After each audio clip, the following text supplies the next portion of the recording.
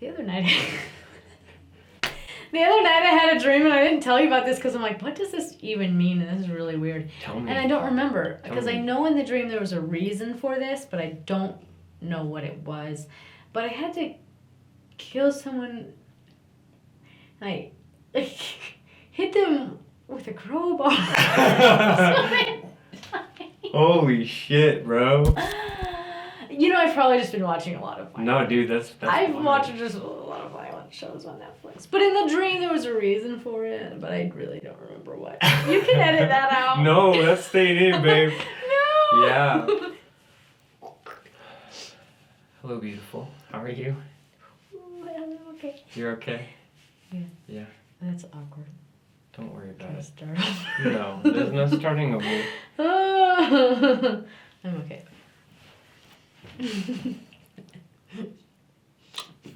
I love you. Me too. I don't want to be like intense and just be like, who are you? But like, But like, who are you? who are you? Yeah, like, who are you? Oh, gosh, I don't know.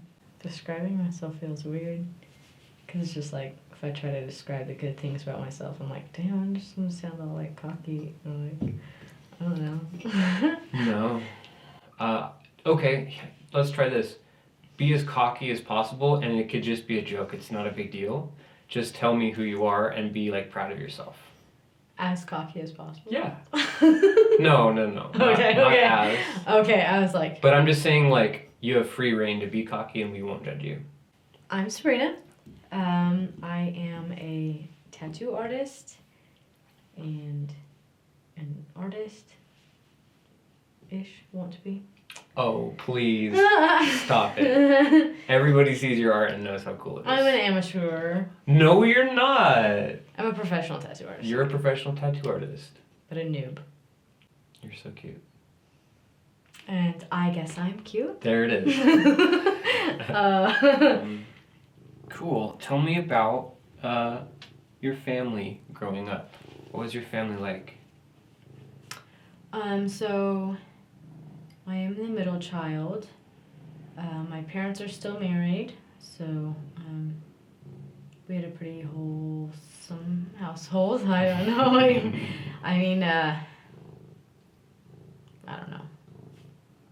Not a broken home, but people with sometimes divorce is good. So I'm not saying people in divorced Not homes. with your parents, though. Right. Yeah. Yeah, your parents are awesome. Right. I'm saying, a single parent doesn't necessarily mean a broken home. Right. Or whatever.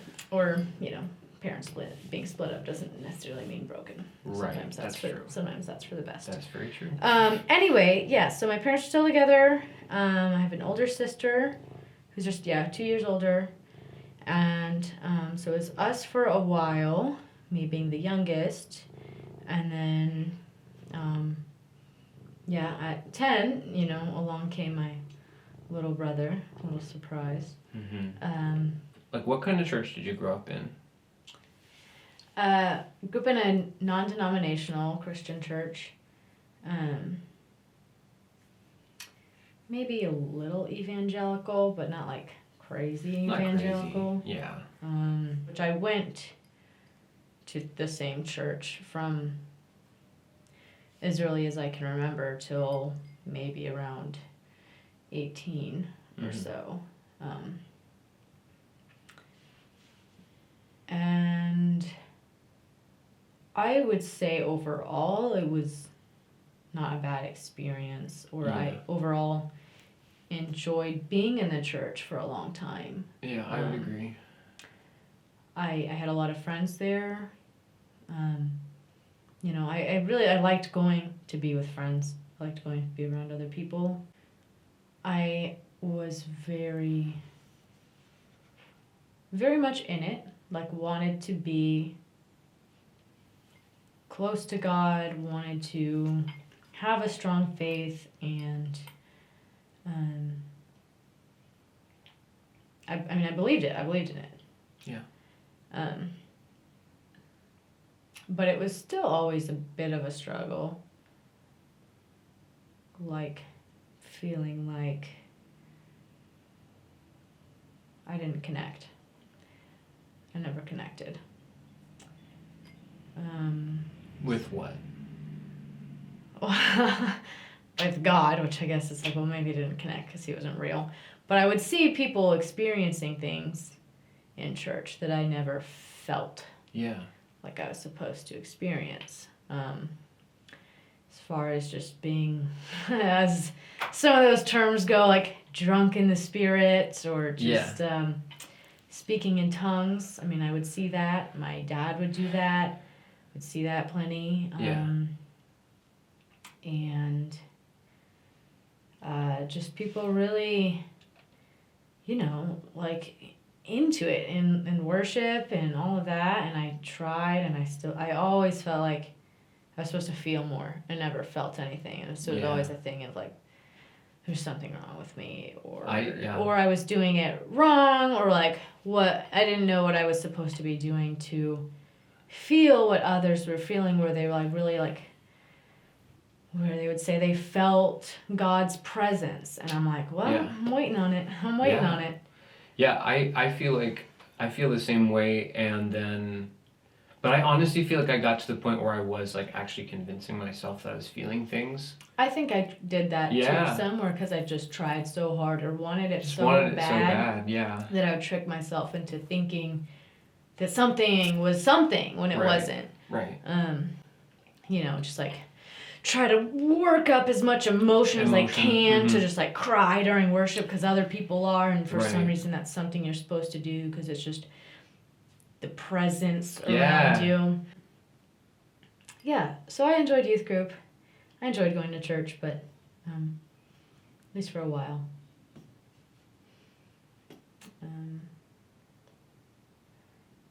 But yeah, there were a lot of things in it that I guess I still never understood. But God's too big to be understood, so it was fine. It's fine. Yeah, and then of course I just tried to have a strong faith through it all, even when things didn't make sense. Just thought they weren't supposed to make sense. Yeah. So. Well, God works in mysterious ways. Doesn't he though? Doesn't he? So, tell me specifically about the point when you started to like deconstruct, when you started to like stop believing some of the stuff that you had been convinced of. Well, I guess. Sorry, I'm gonna shift here. Part of it was.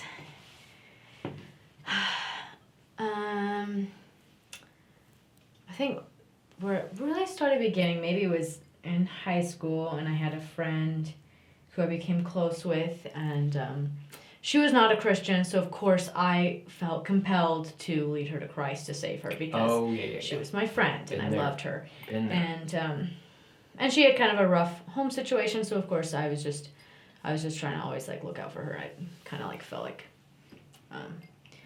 always wanted to like take care of her in a way. Right.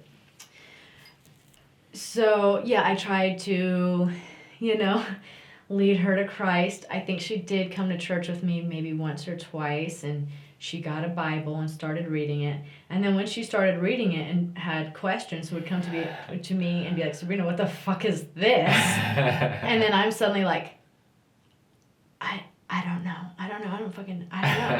So, I can't remember now what passage she was reading, but like surely it was probably in Leviticus, and I don't know because I think it's definitely fucking in Leviticus. Yeah, I mean, because I think she probably just like was like okay, this and is just some fucked up shit, bro. Started at the beginning and was just like I'm gonna just read this, and then she wasn't like drawn in by the like feel good messages first or the feel good verses and passages.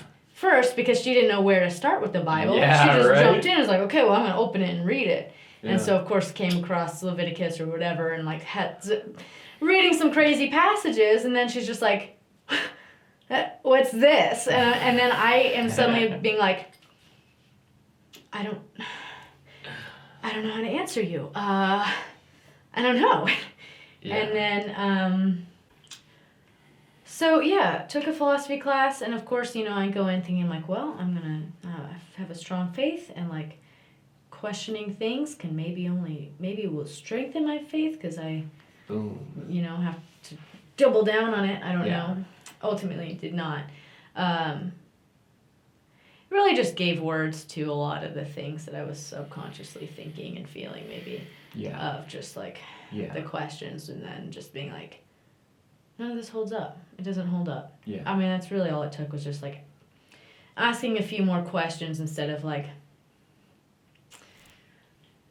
blindly having faith. Yeah. Like, all my life of just being like, oh, let's just faith. Let's just Right. faith. I still like tried to hang on for a little while. Tried to like see people and be like, help, I'm having all these questions. Can you help me? Can you answer them Yeah. for me? Yeah. Um, Yeah. So I tried a lot of that, seeing youth pastors and talking to my parents about it, other friends, Yeah. I I think, at one point, like, talking to other friends at church, like going to church and being like, talking to a friend and being like, I don't know what I'm doing here right now. And just, I remember being like, what are we doing right now? Yeah. I remember, I'd taken that class. I think that was my first semester of college. And then someone I had known from years before in Christian school also went to Longview College, and I would see him around and stuff, and hey. So we'd talk here and there. And then I found out he was taking that same class the next semester. And I was like, listen up, buddy, it's going to be hard. Kind of like, prepare yourself for this. And him just being like, oh, no, I got this. I'm so solid. My faith is so solid. I don't know where he's... I don't know now, but I have no idea because I haven't talked to him. But I'm just like... I remember warning him, being like, Yeah. bro, it's going to shake you. Well, I wonder what the personality trait that, like, proofs you from that is, because I know people, like, I know somebody... Denial? I don't know. Denial, just delusion? I don't know. I don't know either, but... And I don't, of course I don't want to call people I love idiots, or call people that I don't think are idiots, call them delusional, but sometimes I think it's just delusion, or just... They're not idiots at all. Like, they're smart as fuck, but, like, they're just, like, stuck in some kind of, like, rut, Something. Yeah. Or just needing something to hang on to, because... Yeah. Otherwise, it's just empty. Well, that's the fear, but I don't feel that way. I don't. No. But I think that might be... That's what they're afraid of. What a lot of people... Yeah. What drives a lot of people to hang on to religion... Right. Is because without it, they feel empty. Right. Right. They need... Or it's a self-soothing thing. Yeah. They don't know how to handle life without... Yeah. Without the thought of a God protecting them. Even if everything is shit and there is nothing protecting them. Yeah. It's just self-soothing. Yeah. To think that there's something there. Who was your first, like, major crush? That's honestly so hard to say. Like, I don't remember, because I had a crush on every single boy that I thought was cute. So, like, I don't know. Yeah. Well... I guess, like, the first one that I remember, I would have been, like, 5 when I was, like, in kindergarten, and it was an 8th grader at school. Nice. But, yeah, we went to a small Christian school, so, like, everyone, like, knew each other, but... What did you like about him? I don't know. I didn't know him. I don't know, I just thought he was cute. I didn't know anything about him.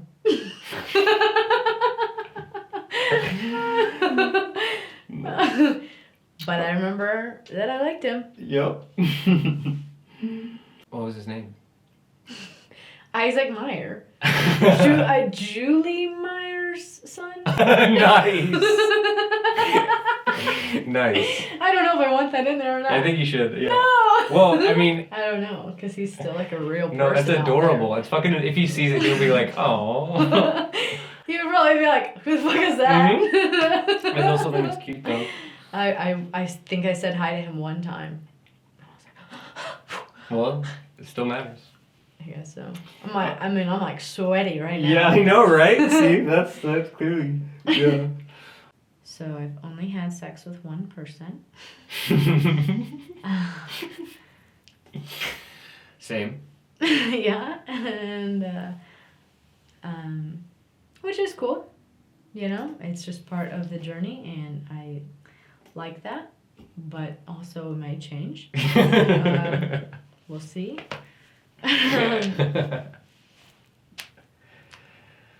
Yeah. But yeah, I definitely had a lot of issues with body image, like everyone probably, but definitely a lot of issues with body image and, you know, in secular media, all of that, you know, women are very sexualized, and I always wanted to feel sexy. I always like had a desire to be attractive and feel sexy, but then of course felt shame around that. And then of course I was not sexy.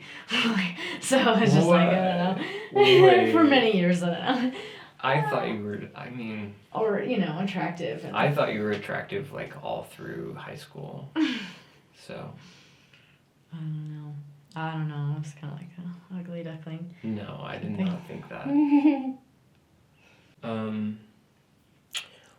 What are your current spiritual beliefs? At this point, I don't know, and I'm not really seeking very much spiritually. Yeah. I will probably get there again at some point.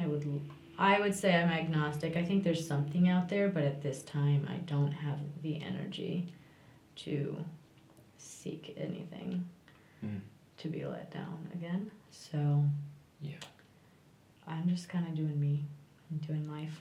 And, I mean, if we're spiritual beings, I don't feel like I should have to seek anything out. Or... Yeah, I get that. I don't know. Or... Yeah, I don't know what it would take for me to like tap into that or be more in tune with spirituality. I think there are probably, you know, other forces in this universe and things that, yeah, we can't explain. There's so much that we can't explain that it kind of gives that, you know, having some sort of higher power or something fills that. But I don't by any means believe in the Bible or a Christian God or not necessarily like one God, you know. I don't have any concrete beliefs in anything. And yeah, right now I just don't. And that's okay. Yeah, and that's okay, and it's okay with me, and at this time I just don't want to spend my energy on it. Yeah. Totally. Yeah. I'm right there with you. Mm-hmm. Yeah. Mm-hmm. What inspires you? I mean, really, I find inspiration for my art and many different things, like random things here and there. I mean, sometimes it's just like just stupid, like goofy stuff, like a pun that I think would be a funny drawing. Yeah. Or, you know. Yeah. Sometimes it's just nature and like the beauty around us, or sometimes it's just like weird random like grandma trinkets that I see on Facebook Marketplace, and I'm like, I'm gonna draw that into a tattoo design. Oh yeah. Something like that. So yeah, I guess also just by people in general, you know. Other people are inspiring. So yeah. Yeah. I think you're inspiring.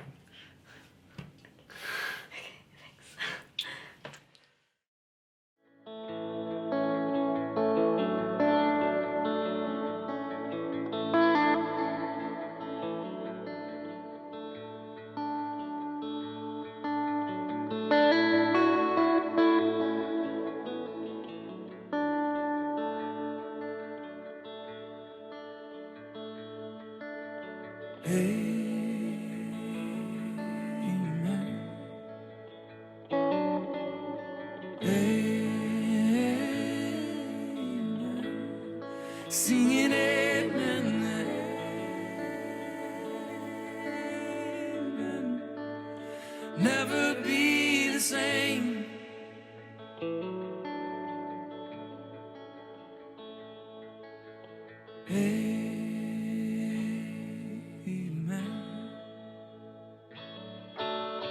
Amen. Singing amen. Amen. Never be the same.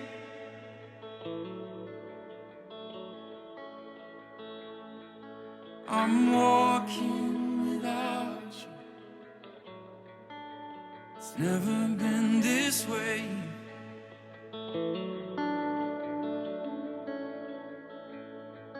I'm walking